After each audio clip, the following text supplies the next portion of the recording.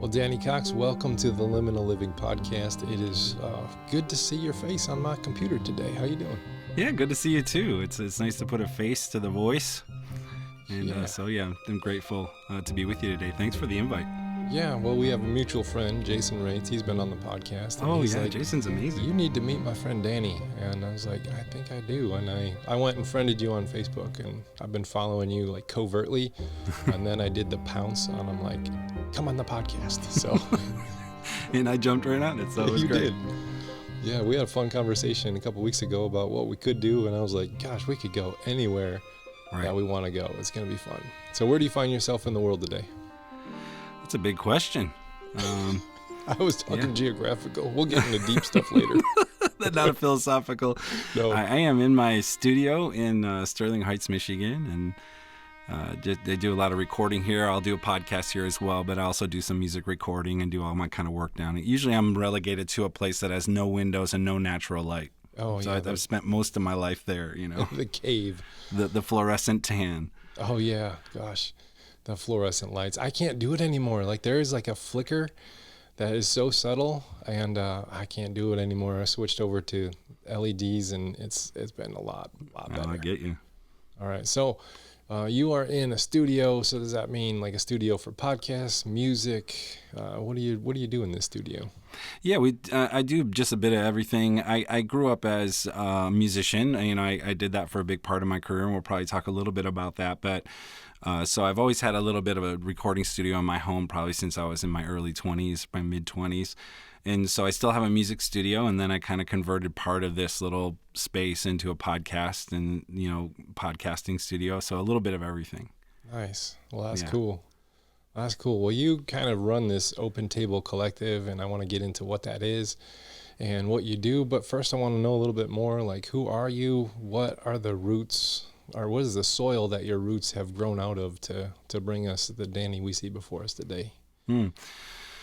Yeah, I grew up in this general area. I was born in Pennsylvania, but moved here pretty quickly after. I was actually born on the Black Day in July. It was the day of the riots in Detroit. You know, so July 23rd, 1967, and so that's been an interesting connection to be in Detroit and be born on the day of those that particular tension in our community. And so, and you know, my parents grew up Catholic, and so our whole childhood was spent in the Catholic Church, you know, going to catechism, going through all the sacraments, being confirmed in the church.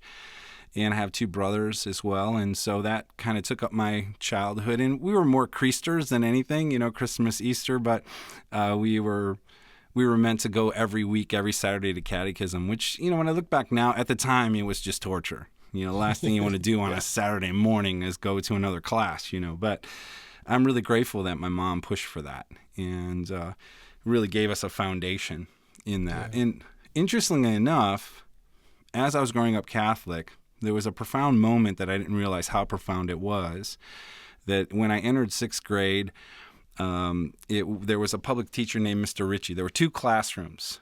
There's Mr. Ritchie and Mr. Kenny Barr. And Mr. Ritchie took all the trouble kids, and Mr. Kenny Barr took all the smart kids. And we kind of knew that. And I was a bit of a troubled kid. And my mom came to me one day and you know, said, hey, I'm going to put you in Mr. Ritchie's class. And I was just really pissed off. You know, I thought, why am I with the bad kids, you know? Well, about a day into that class, this guy came, and he was a huge guy, probably 6'5", 250 pounds, worked out. He wore crazy colored suits that matched his crazy colored Cadillacs. You know, he was just a really eccentric guy. But he came to me and he said, I'd like you to come to a Bible study in the morning. This was in public school, you know, in the 70s. And I said, really? And okay. And he goes, go home and ask your mom. So I went home and asked my parents. My mom said, yeah, I think you should do that. And as a little kid in sixth grade, I just made my way in the morning to his classroom. And I'll never forget the first day of that classroom. He stood up for us. He probably had a dozen kids in there. And he stood before these young men and he said, okay, let's start at the beginning. And he just opened up his Bible and he started reading from Genesis. And I still have a profound passion for Genesis 1 and 2 and 3. Those scriptures are some of the most important to me. And that year transformed my life. He really walked me into a transformation. And I had a huge fro. I know you can't imagine it, but I just had a massive head of hair, And by the end of that year, I was physically transformed. He was the only one that could cut my hair. He took me to get a cut at the barber shop. And it was a really profound thing. So that combination of the Catholic Church, and he was Baptist. And at the end of that year, I gave my life to Christ. And so I had this really interesting kind of combination of faith in my youth. You kind of got that Catholic tradition, spiritual, and then you got that kind of the strong point of the evangelical church has always been like just kind of meeting the people where they're at in their psychology. What we do with that sometimes, can be a little shady here and there, but absolutely, that has probably contributed to the success of the evangelical church in America, as it kind of it tries to shed that traditional stuff and just get at you where you are, and that really speaks the language of the people, especially during the 60s and the 70s in that era. Oh, no question. And I didn't really understand at that point any of that kind of stuff. I just knew that there was this guy that showed interest in me, and he really loved me in a way that was different than anybody. And he became one of the best friends of our family. We were tight all the way until he passed away. But yeah, it was a really formative time. And of course, I got out of 6th grade and wandered, and we still were creasters. We weren't going all the time, but I still wandered through things. But I think that when I look back now, that was just such a beautiful moment where God entered into my life at a time where I certainly needed it, and through a person. And so that was just gorgeous. It was a gorgeous experience. Yeah. And then you kind of found your way into like the pastoral realm. How did you get to that place? Well, it's interesting what happened. I wandered through, all of my schooling, and then I got out of school when I was about 17. And by the time I turned 18, I was a full-time musician artist. And the band I was with got signed to Atlantic Records.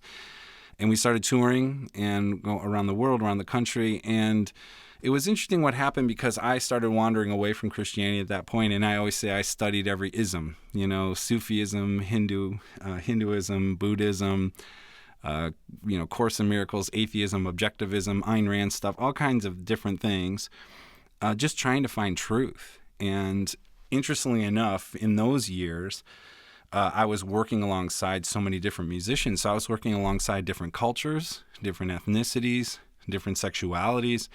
All of that was kind of birthing in me. And so it was sort of, there's a theory that your life converges and emerges in certain times.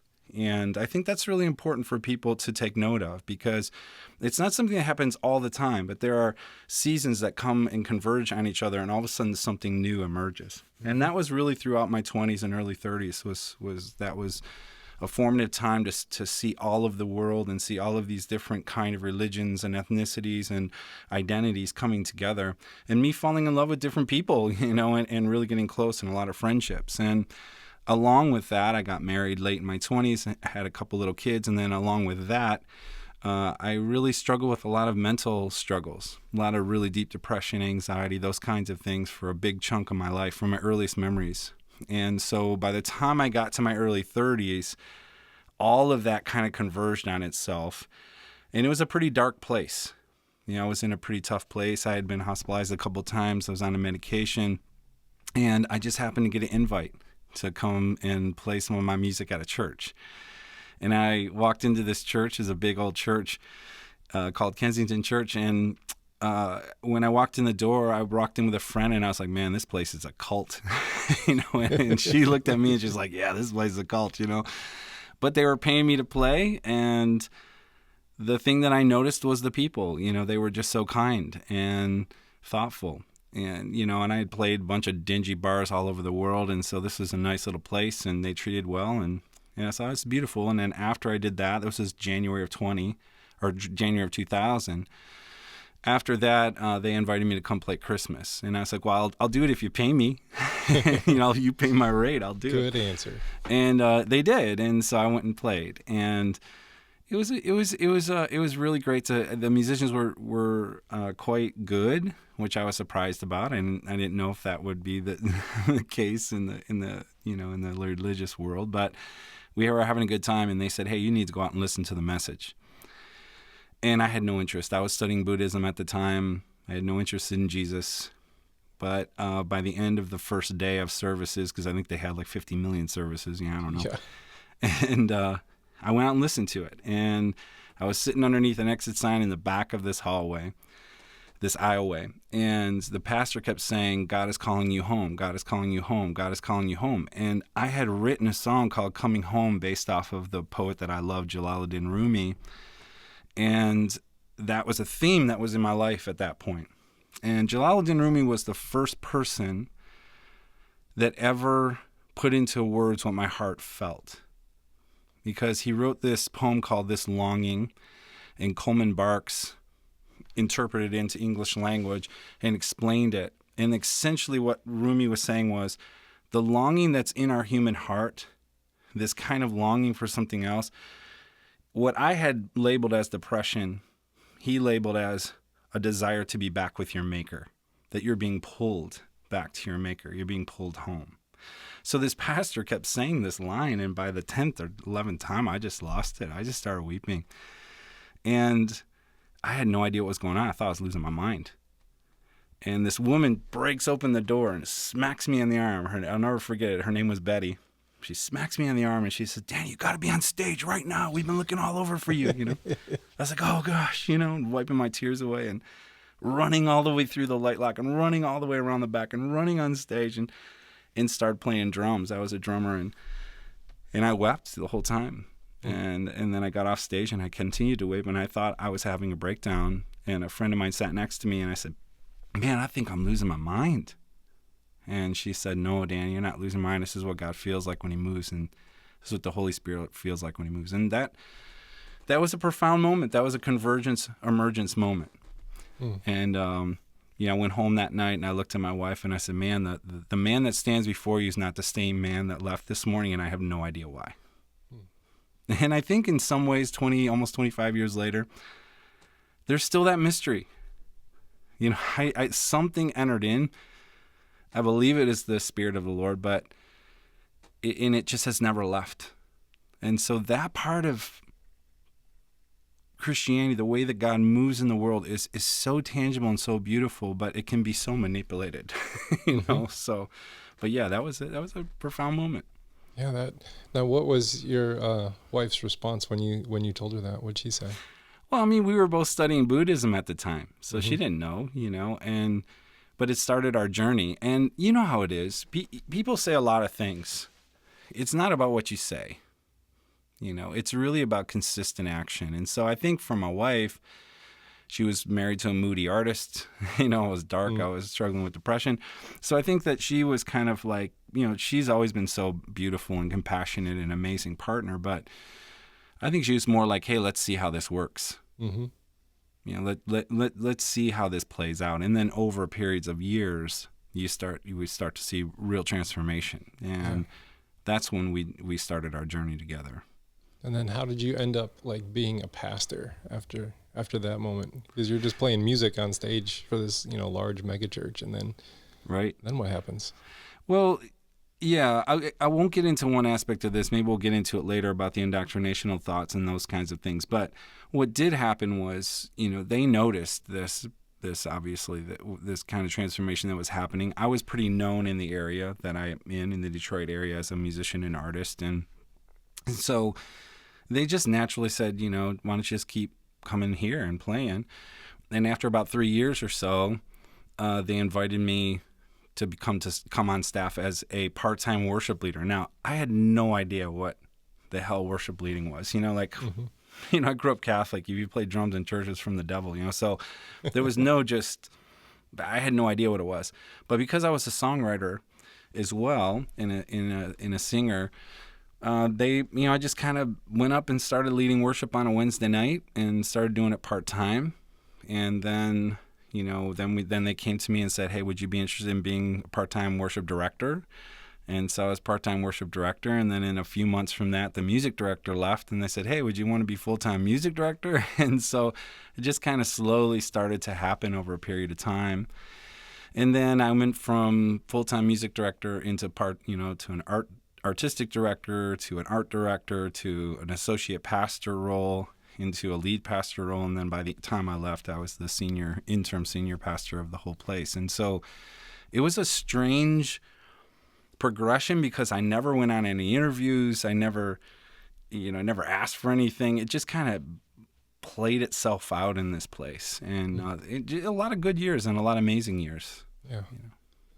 Now, is there a moment when you start to question maybe what you believe, or like how your faith is operating in a church sphere that just really caused you to say, I'm having second thoughts or second guesses about what I'm doing or how I'm doing it?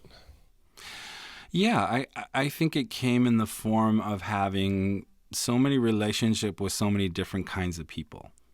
And because of my background as an artist and musician for 20-some years in the professional realm, I was deeply connected to the LGBTQ community. I was deeply connected to the Muslim community and different people of faith. And so when I became a Christian, or publicly started working at a church and became a Christian, I noticed that a lot of my friends backed away.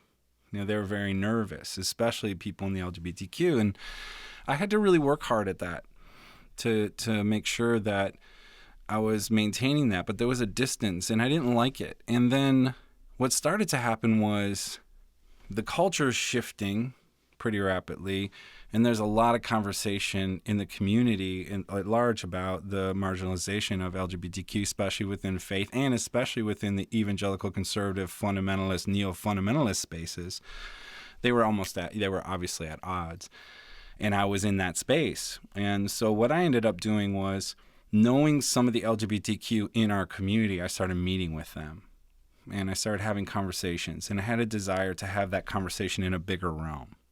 And that was probably 2010. And I started working along with them. I think I was still in the arts department. I wasn't even a teaching pastor at that point. And I started having these conversations, and it started to build. And then I brought in a guest through the kind of stamped approval of the elders to bring in this guy named Andrew Marin. And Andrew Marin had written a book called Love is an Orientation. And he was working with the LGBTQ in Boys Town, Chicago, which is the second largest contingency of LGBTQ in the country, other than San Francisco. And his story briefly is just he had 3 of his closest friends in 3 consecutive months come out to him. Well, I had a similar thing where I'm in my office and I had 3 different young people come to my office and tell me either that they were gay or they're wrestling with these things. And so really put me on a journey. And I met with Andrew in Chicago, brought him in 2013 of January. And it was a shitstorm, man. Like, it just rocked that place. And he was challenging this idea of saying, hey, man, like, we can go across to Africa and do all these things, but we're not taking care of the people that are marginalized right here in our backyard. And it caused a lot of tension between me and the leader of the place. And we wrestled through it together over a period of years. And I sort of became known as the gay pastor, the one that if there was any questions about that, it would always come across my desk. And so when I became a teaching pastor, then a lead pastor, that was one of the things that really started to rock my theology. How do we create a space where all people can be welcomed to the table of Christ? And when you already have limitations for people, but you're not saying them publicly, you're really causing a lot of damage. And that's what I was starting to see, and that's the things that started to really eat at me. Well, did the church have like an official stance, and then you were counter to that, or they never had a stance, and they're wrestling through trying to figure out what they believed about that? It was interesting. It was almost sort of the don't ask, don't tell. Mm-hmm.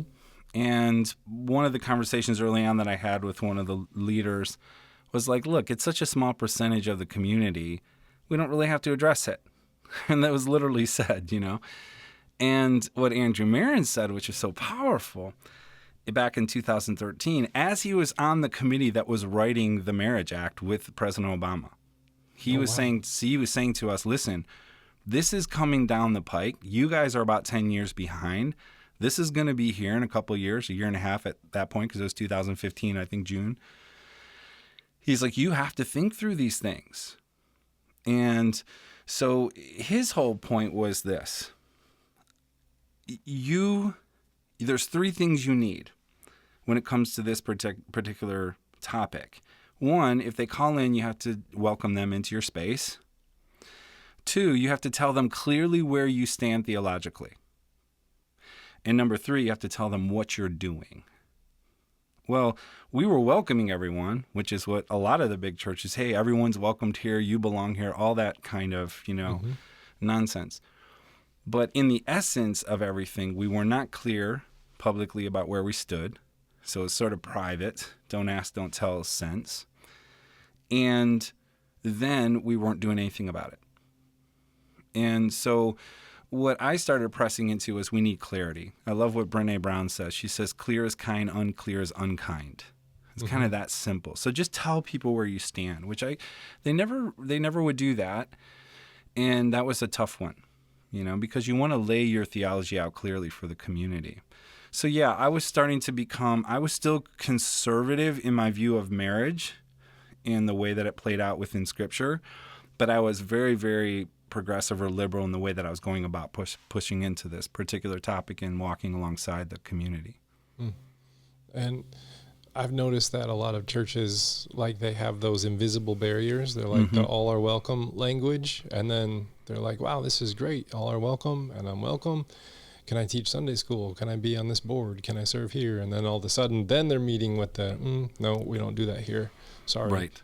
And then they have that almost like the bait and switch, like you're welcome, but only to right here. And then you're done. And that's where I think the most damage comes.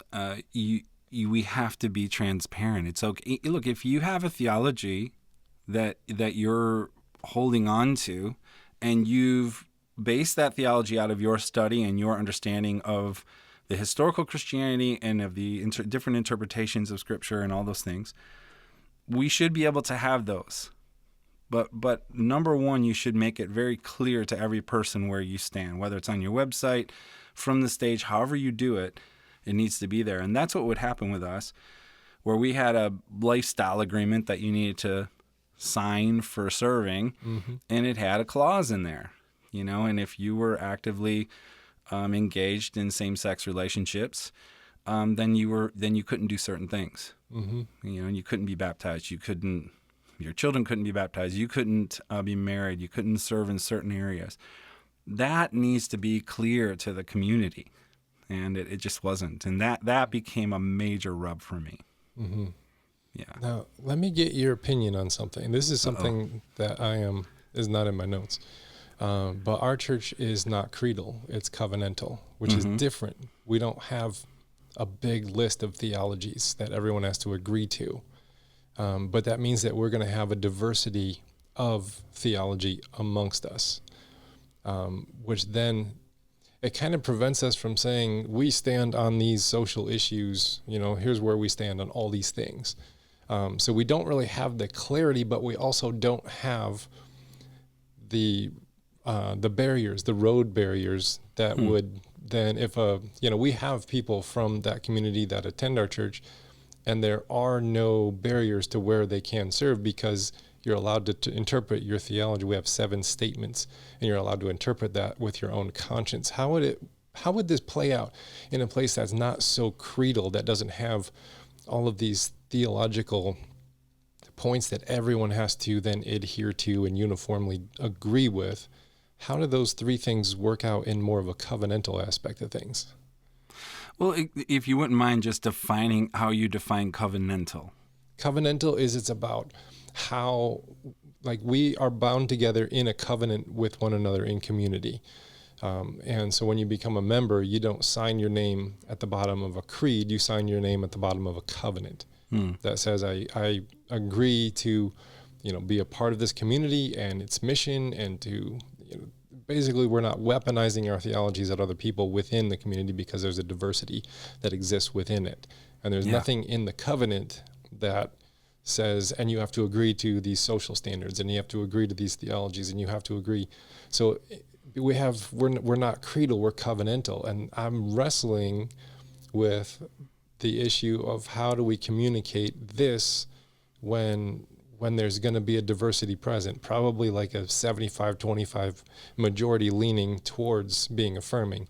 Yeah. But there's going to be a 25 of those who probably aren't, but someone coming in won't have those road barriers of I can't serve here because I'm in this community. Those don't exist here.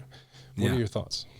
Boy, I've never really thought about it in those terms, but I really like it. And you said, how do those three legs of the stool? Is that what you mean? The clarity and the you got to be clear and transparent with where you stand on this issue, and then you have to. I can't remember the second one. Then you have to do something about it. Right. So you welcome, you make clear where you stand, and then you have something active that you're doing in that community or for that particular topic. And I think you can apply this to many things. Yeah. I think in your instance, at least when I hear you explain what covenantal means in your space, that's clear to me. I know it sounds murky to you, but it's actually clear to me, saying, hey, this is what we stand on. We don't stand on this, and we don't, we're here. And because of that, there is a more progressive, liberal, open, however you want to say it, way that we're going to move as a community. It's messy. And people, by nature, at least, and I don't want to make this too strong, but I think it's true, and you can push back if you don't think this way, but I think you probably have seen this as a pastor maybe. People love certainty. Mm-hmm. They like just clear lines. Like, tell me what's right, tell me what's wrong. And tell me, if I'm going to heaven, if I'm not. People just want very clear, confident,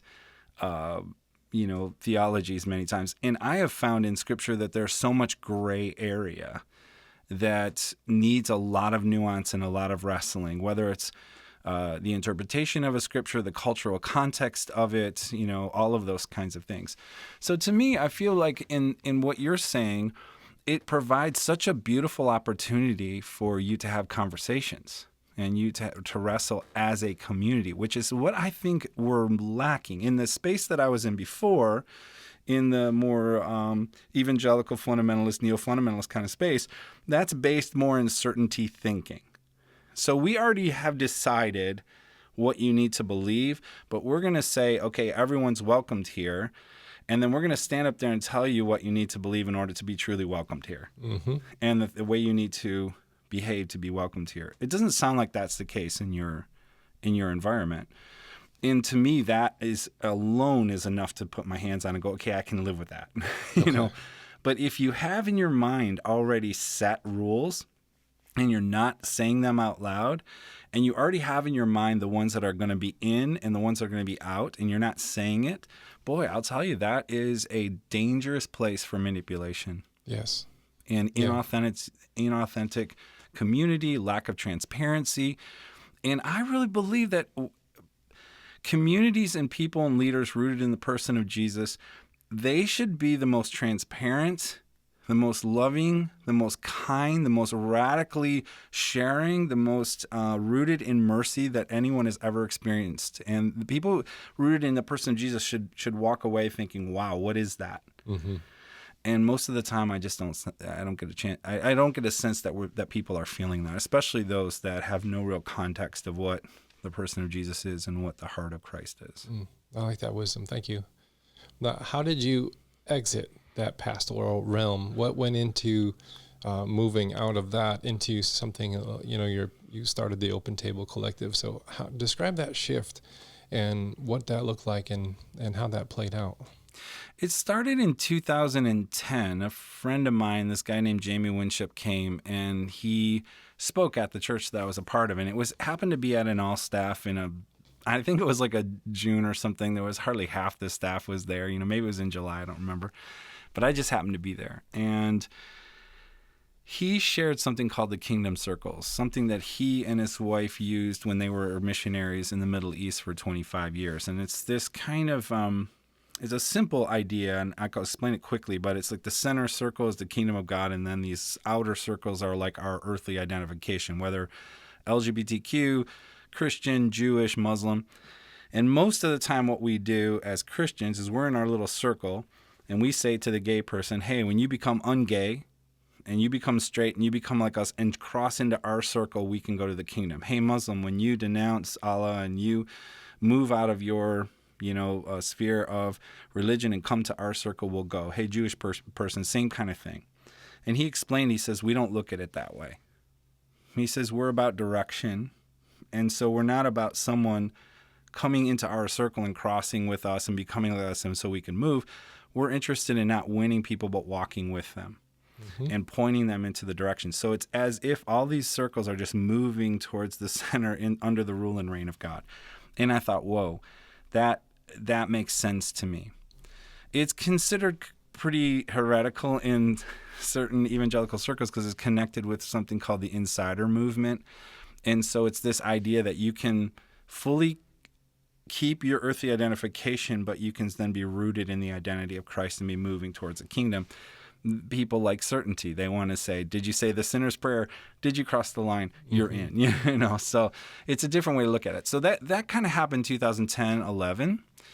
And then I went through some other different kinds of trainings, and through all of that and the work with the LGBTQ and the work with our church was in an area that had 99 languages, distinct languages, and 5 miles around our church. So working within different communities, ethnicities, religions, I just started to desire a different way, different language, a different way to enter into these conversations. And that just kept growing. And the minute that we knew it was time to leave was when the decision was made that we would not baptize children of same-sex couples. And that was it. I thought, I never want to deny anyone this gift of coming close to Christ and dedicating. I mean, who would say no to a child when you have people saying, hey, we want to dedicate our child to Jesus? No, we're not going to do that. I just couldn't live with that. And so we quit immediately. When that was decided, we quit and walked away in March of 2022. Wow. That's like a cut and run kind of a scenario. That was probably pretty stressful. Yeah, it was November was the meeting, announced it privately in December. We said it publicly in February, and we're gone in March. Wow.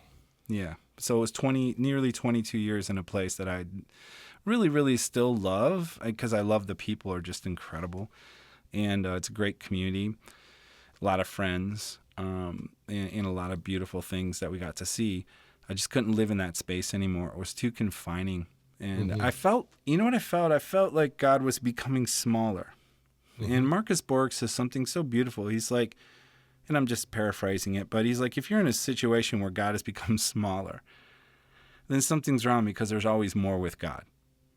God is always bigger than we think. It's always more. It's always more expanding. It's almost like as the universe is expanding, ever expanding, God is ever expanding. It's not for our mind to fully comprehend. And so it's just losing the mystery and the wonder.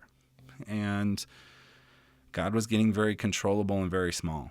And I thought, boy, something's not right. Yeah. I had a similar experience. I've been at this church for almost 6 years. It'll be 6 in February. And kind of the first day at the office, I had been practicing meditation for a long time. And finally some things just clicked when I had like an interim between pastorate roles that I didn't have words for until I pulled in the parking lot on the very first office day. Oh, wow.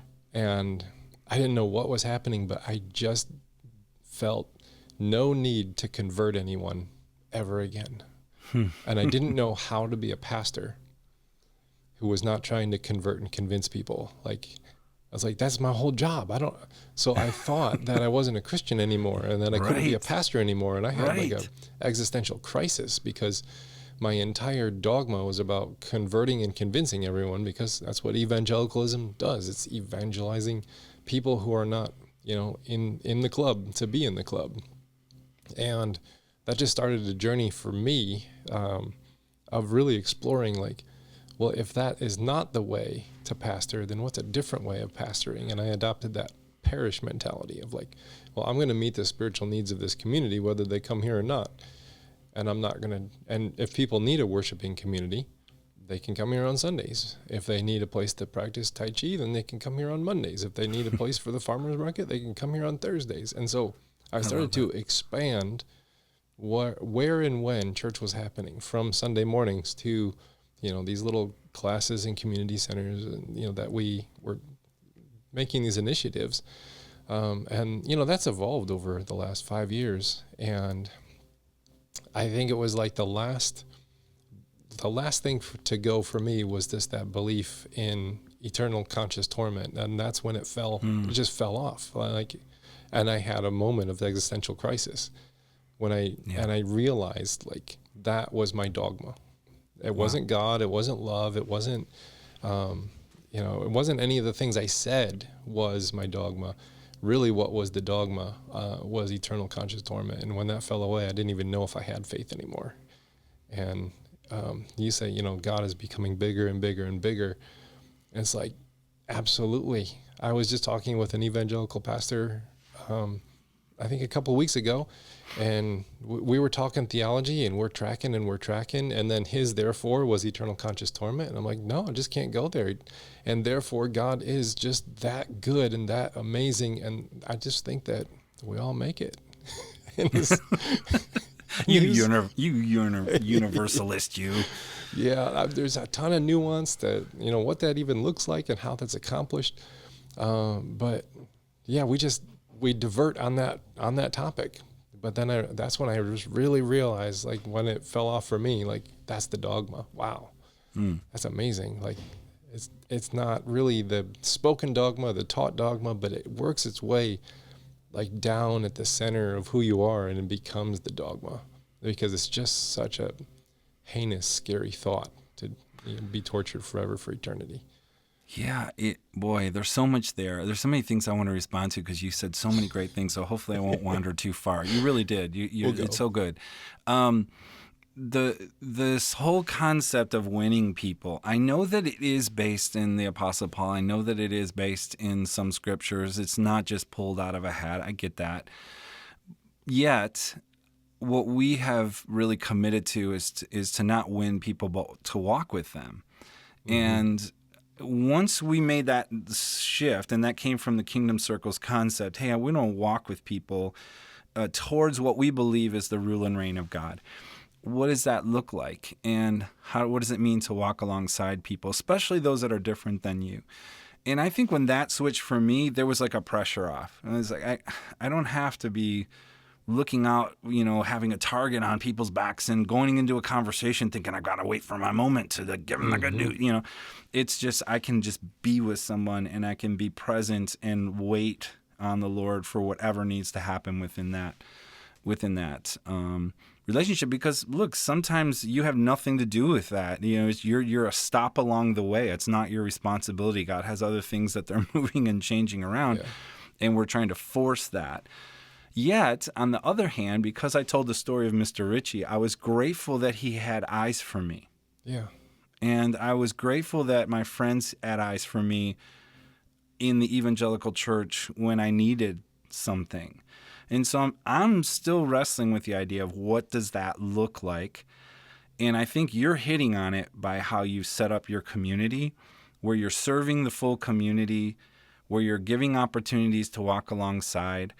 And you're not afraid. I'm certainly, I can't assume this of you, but I kind of am. You're not afraid to talk about Christ. You're not afraid to enter into bigger conversations, but you're most concerned about how we are to live, which, in reality, the majority of Jesus' teaching, the vast majority of Jesus' teaching, it does not talk about heaven. Mm-hmm. It doesn't even talk about hell. It talks about what we are to do now and how we are to live and love our neighbor now. Yeah. And so I think what you're doing is, you're further ahead than we are, and it's good to talk to you about that, because you've kind of disentangled all these things and then you assembling it in a different way, whether it's the covenantal approach, whether it's the parish approach, whether it's all these things that you're working through. It's inspiring to me to listen to other people that are further ahead and go, okay, how can we incorporate some of these things? Because I think we're thinking this very similar. Yeah, that whole walking with people. So we had a young couple that called our church, and they said, we're going to be homeless if we can't get this money to put down on an apartment. And they had 2 young kids, and we maintain ecumenically with the Catholic and Methodist Church a benevolent fund, and we said, well, come on in, and there's clear rules on how we use it and how much goes out and all that, but we helped this couple get into an apartment so they wouldn't be homeless that night. And the dad was in the car. He didn't get out because that's just embarrassing that you need financial help, and now you got to go to this church and ask for money. So I get that. And the mom was out, and she's like, oh, well, we're going to be here at church on Sunday. We're going to be here, and all of a sudden they're trying to like earn this money. Yeah. And I just looked at her and I said, there is no expectation that you need to come to church here to receive this money. Wow. You can just take this money and help your family, and that's okay. I said, if you want to be here, that's another thing, but there is no expectation that that's what you now have to do. We hold this for the whole community, like a business. We brought the business association in on it, and now they donate to it. And so we kind of are the caretakers of it for the sake of the community. I never saw them again, and I'm okay with that. I didn't have to convert them, convince them. I met their need. Yeah. And housing is a spiritual need. You need that, and it's also a physical need. And so we just like did that. That's one thing that we did. So what you're saying is you're living out Matthew 25. Maybe. Just maybe. But yeah, it is a powerful thing. It reminds me of a story that Andrew Marin told our leadership team in 2013. He said there was this church in part of Chicago, and they decided they wanted to open a community center for that region. And the idea was that you would open it up for families to have childcare, and they would do like kind of a co-op. Like you'd have to be part of it. If your family was in it, you'd have to serve or whatever it was. Oh, yeah. And so they open up this community center, and they offer, health, or childcare there rather, was like $30,000 to $60,000 a year. Wow. So it's super expensive in Chicago. So they're offering this sort of free in terms of how it's going to work. And so they open it up, and all of a sudden, the LGBTQ same-sex couples come out of the woodwork and bring their kids. So the pastor calls Andrew Marin up and says, hey, can we meet? So he meets with Andrew, and he says, hey, man, I got a problem. And he's like, well, what's the problem? And he's like, well, we open this community center. We do this stuff for daycare, and now all of a sudden it's just all gay people. And Andrew's like, okay, well, what's the problem? And he's like, well, they're gay people, and I, I'm the pastor, and I don't believe in this kind of thing, right? And he says, well, was the community center built for the community? And he's like, yes. Is this your community? Yes. Well, so here's the cool thing that happened. So all of a sudden, some of these couples started coming to the church. Now he's preaching from stage, marriage is solely between a man and a woman, blah, blah, blah. And so finally he got the courage to ask this lesbian couple to talk. And he said, listen, you know what I believe theologically. Why do you keep coming here? And they said, yeah, we understand what you believe theologically. We're not there. She said, one of them said, but no one has loved our kids like your community has loved our kids. Mm. And it rocked this pastor's world. That they could disagree theologically, even if he was being clear from stage where they stood. Yet, the thing that bound them together was the way that they loved their children and the way that they provided a community and served them. I think that's a lot bigger than we think. And it allows us to then journey and walk with people that are not like us, which is the whole point, is to have a truly diverse community. Yeah. I really like what you quote Thomas Merton, who's my homeboy. So it's like we could be friends because you quoted Thomas Merton. Right. And one of my favorite quotes I found on your Facebook page, and I think you really embody this. I want to aspire to this, but you embody this in a way, because I've sometimes when I start talking about fundamentalists and neo-fundamentalists and evangelicals, I can get a chip on my shoulder. I'm working on that. But you have just this compassion, and you're like, I love my roots. I critique my roots, but I love my roots. And this quote from Thomas Merton is, they think, because I critique the system, I'm critiquing them because they identify with the system. Yeah. And you've kind of been accused of being critical or hating or being bitter towards the church. But anyone who's had a conversation with you, you're like, I love my roots. Yeah. And you criticize the roots at the same time. How do you navigate that? How do you navigate that with the grace that you do? Well, I don't always do it well, and I'm learning. So I had a long-term friend of mine, probably more acquaintance now than friend, but asked for a meeting last year, and they proceeded to yell at me for an hour and a half about how cynical I am and how much damage I'm doing to the church, and how could you leave here and say these things. And to be honest with you, I'm pretty vanilla compared to like some of my friends around the country who are just brutal. They just come out swinging. I'm a little bit more centrist in that way.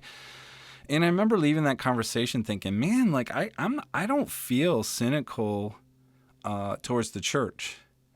I feel like there are certain aspects that have to be disentangled from it, whether it's nationalistic thinking, capitalistic thinking, clear theology, all of those kinds of things.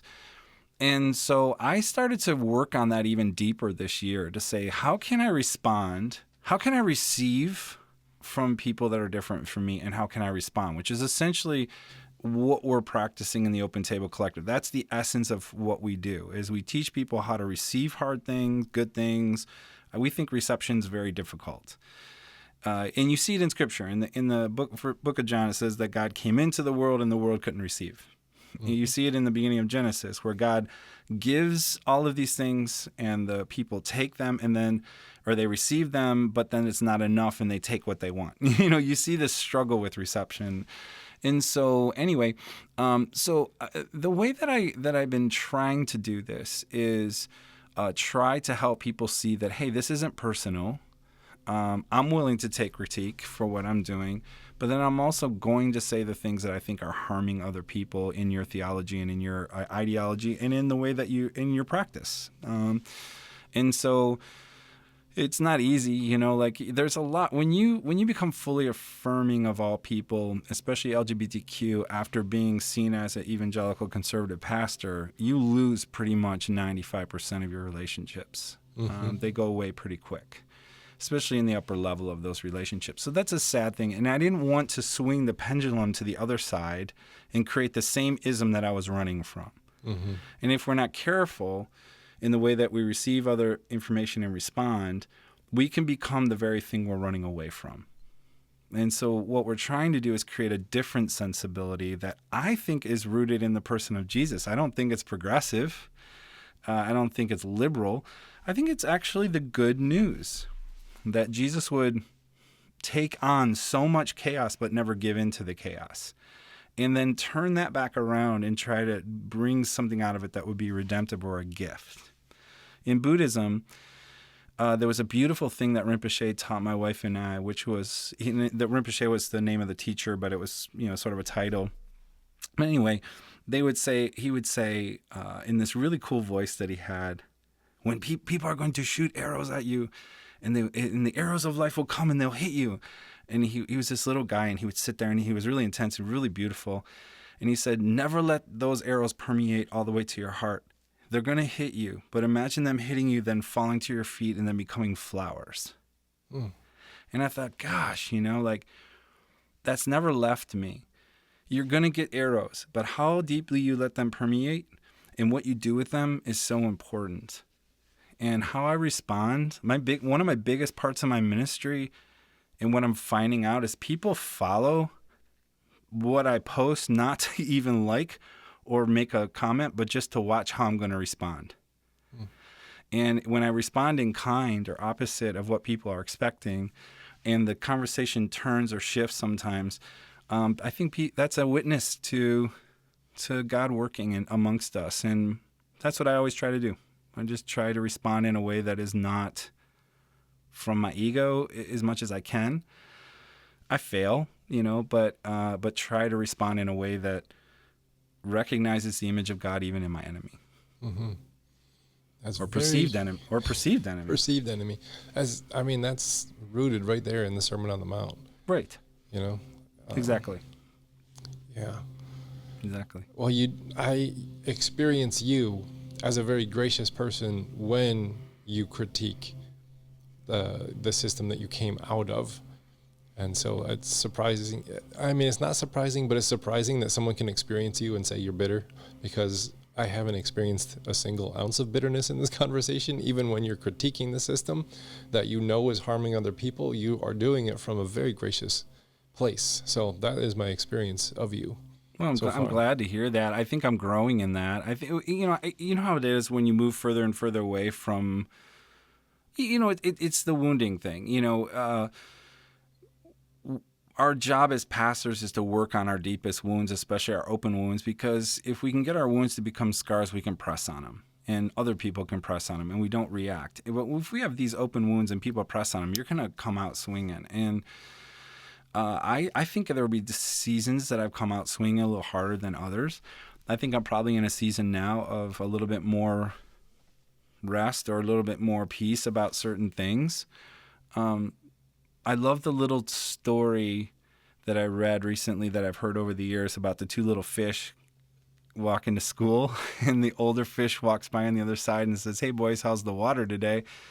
And they just kind of nod their head and keep walking. And then all of a sudden, a little bit later, the one fish turns to the other fish and says, "Hey, I got a question." He says, "Yeah." He goes, "What's water?" And I think what happened to me is I was so embedded in this pool of water in the evangelical fundamentalist kind of mindset, conservative land, that I didn't realize just how it had permeated every part of who I was. Mm-hmm. Even though I was deemed very liberal and progressive in that community, I was still in that water. And it's not until you remove yourself from that water and you can look back and go, "Oh man, like here are the good things about it." I love that that contingency of people sort of committed to the scripture.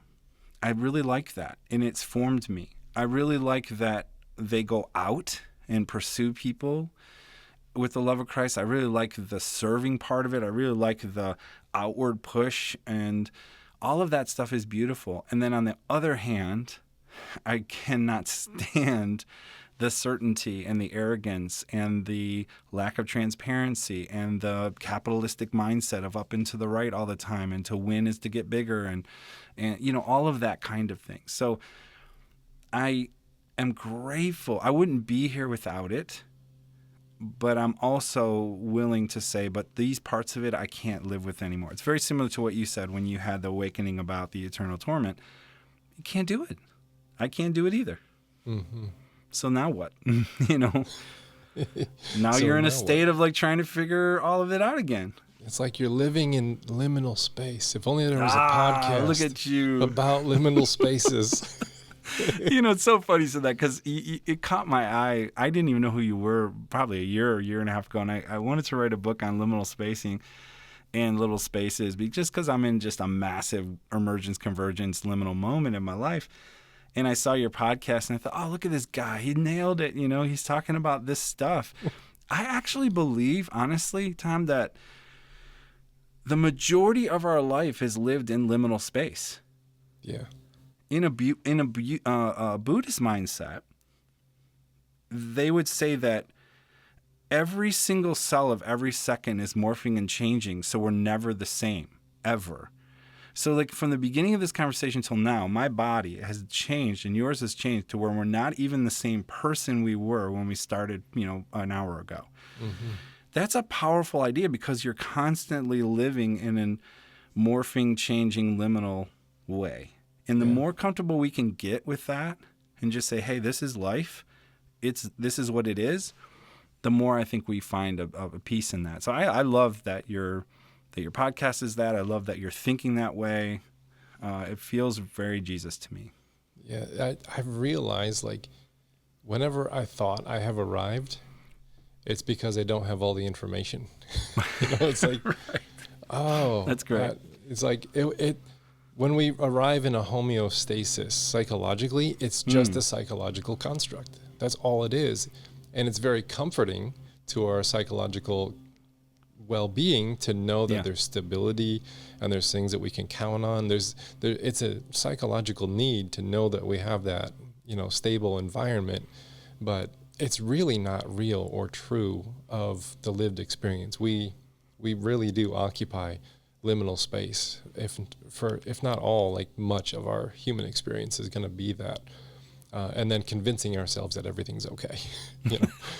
Yeah, and isn't it cool that the Christian faith is rooted in a core person of Jesus, that his whole life was liminal, that he would leave one space to come to another space temporarily, to live in a body, all of these things. It just points to liminality within the very core of our faith. And I think that's, that is something we have to grab onto and wrestle with and try to get some sense of peace about, because nothing is going to ever stay the same. It's going to morph and change. And the more we can embrace that, the more we're going to have some sense of peace. Yeah. I think what helps and why we need the psychological constructs is because we don't really have spiritual practice that helps us embody ourselves in the liminal spaces that exist. So then they're uncomfortable, and we don't really know what else to do. So then we make a psychological construct of, I need all of this certainty, and I got to have the who's in and who's out and the boundaries and all that kind of stuff. The dogmas and all of that comes in to kind of prop up the lack of spiritual practice that helps us embody who we are in our everyday lived experience of liminality, I think. Boy, I like that. So what spiritual practices have helped you along the way as you're kind of realizing, wow, I'm in a liminal spot here? What do you do to maintain? Yeah. I'm working on that part of my life more and more as I get older. We go through different stages of our life. That your 20s are so different than your 30s and 40s. I'm in my 50s, so it's a different kind of space that you embody, and you go through different changes and morphs, more so, of how you actually navigate it spiritually.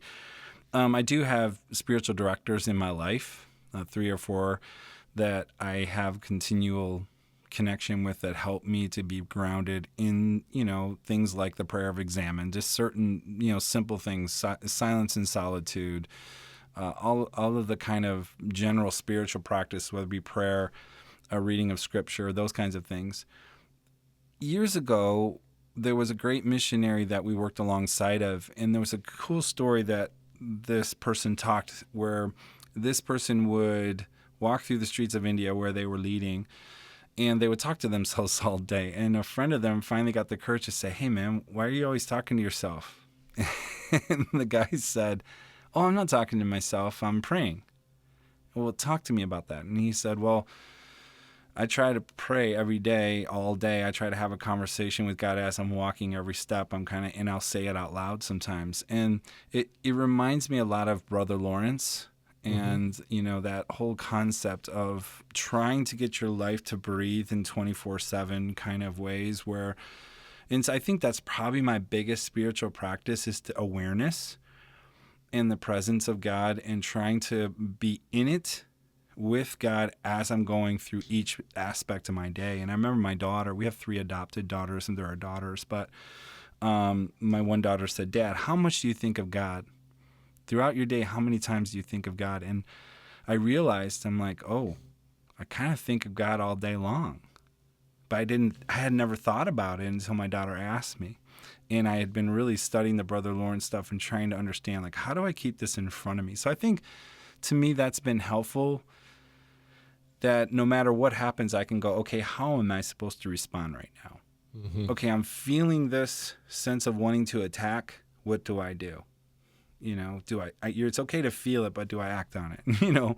And so I think that's my biggest spiritual practice. Does that make sense? It's a little, yeah. It sounds like recollection, maybe? Like bringing your full experience, your consciousness that's dispersed through space-time geography, and bringing it back and recollecting it in the moment. Yeah, I think that's a great way of saying it. And I'm not great at it, but it is what I desire, and it's what I've found to be a good practice throughout the day. So it's not like I'm going to get my morning quiet time. That was always, like in the evangelical world, the nice thing that I actually like about it is it's regimented. So it's very much driven by type A type people. And so they want to accomplish things and put things in order, and everything's got to be this and it's got to be clear, and but there's something beautiful about that. But when all of a sudden you say, okay, you got to get your quiet time in the morning, and you have to read your Bible every day, and you have to do this, and you start to set that up, it becomes a form of legalism or pharisaical kind of practice. It can become that, and it doesn't always become that. Yeah. And I like the idea of seeing your day as a whole entity rather than just a little half an hour in the morning of quiet time with God. Yeah. Yeah. I've been trying to unspiritualize my spiritual life. I got a master's and a doctorate in spiritual formation and leadership. Oh, wow. I dove into, Ignatian practices and spiritual disciplines and Lectio Divina and all this stuff. And it was very transforming for me for a good season of time. And then I got tired. And my wife and I, we raise our son, or caretakers. He's disabled. He's 20. And that really takes a toll on your physical, emotional, psychological, spiritual health. Yeah. And I found I just didn't have the energies to spiritualize things like I used to.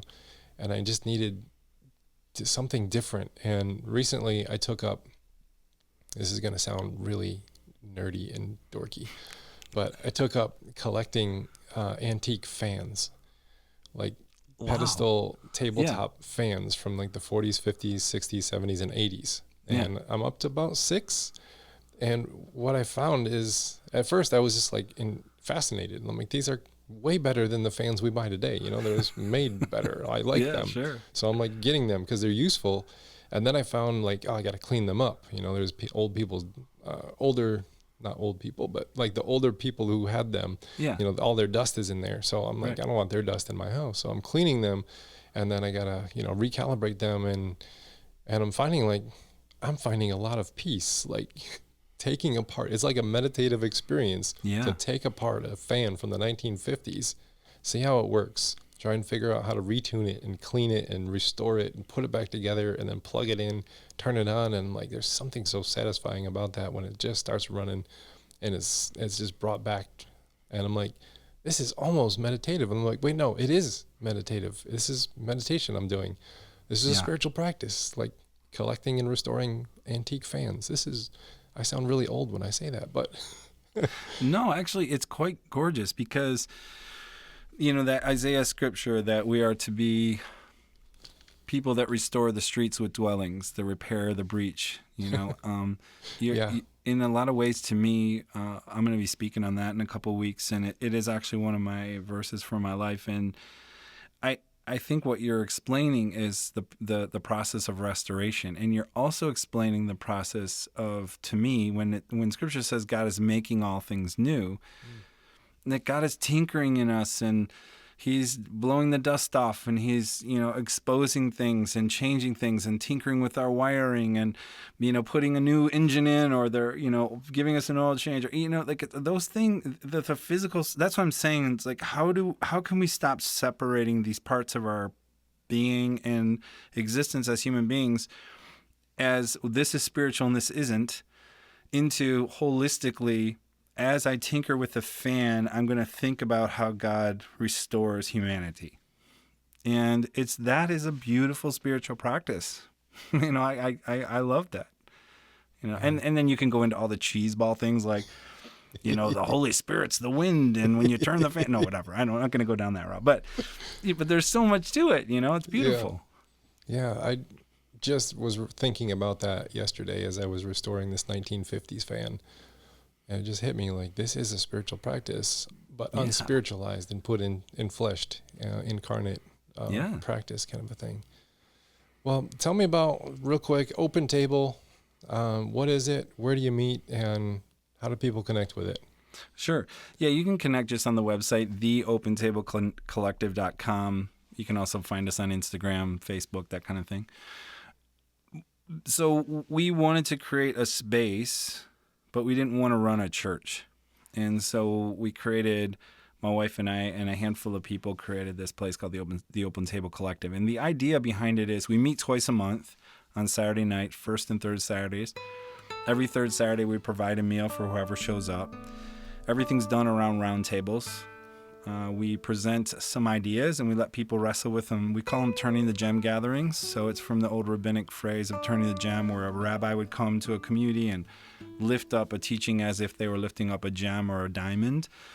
And then, diamonds have all kinds of cuts and different angles. So when the light hits it, it refracts and reflects in different ways. And so what we're trying to do is teach people, lift up this teaching. Now you take it and turn it around your table so that each one of you can tell your angle, what your experience is to this teaching. And it is always bigger by the end of the night because we have people report back in and talk. And so that's the Turning the Gem gatherings. We have a podcast, the Open Table Collective podcast, that has done pretty well. And then we do trainings too. So we train on LGBTQ. We train on, we're working right now on a training. In fact, I just talked to someone this morning about potentially talking about living unoffendable. How do we do that? How do we receive well? How do we respond well? And then we hold conferences a couple times a year. So we bring people in, outside voices, Dr. David Gushee, Gail Song Bantam, a number of different people that we've brought in to either have a conference, which we have a Shalom conference now with Rochester Christian University in our area, and we're trying to do that every year. So we have a number of different things that we do, and then we partner with beautiful places, Royal Oak First United Methodist, Genesis Church in Royal Oak, Evanswood Church, Rochester Christian University, a number of different people that we partner with to really try to get people to love their neighbor in a radical way is really what we're teaching, and how do we receive people and ideas that are different from us and how to respond to them. That is amazing. You're doing some really cool stuff. Yeah, we're really excited. I mean, we've had some good conversations with the Episcopal Church, which Amy and I belong to now, Christ Church in Cranbrook, and they're an amazing, amazing place, great leaders there, and they see a great vision for stuff. So it's just been fun. It's been fun to connect with people and to really start to find people like yourself who are wrestling with bigger ideas and leading people in new ways. And hey, we're new to the game and we're having fun. That's great. Well, I've had fun with this conversation. Yeah, me too. This has been fun. Well, thank you so much for coming on the show and just sharing some wisdom in your life and all that. It's been great. Thank you. Thank you for the invite. Hopefully it's useful. We always say that, hope it's just useful. If I haven't said something useful, just throw it away. But if it's something good, put it in your pocket. So I don't think my pockets are big enough for all of the things you gave me today. Nice. I love it. Thank you, friend. Yeah.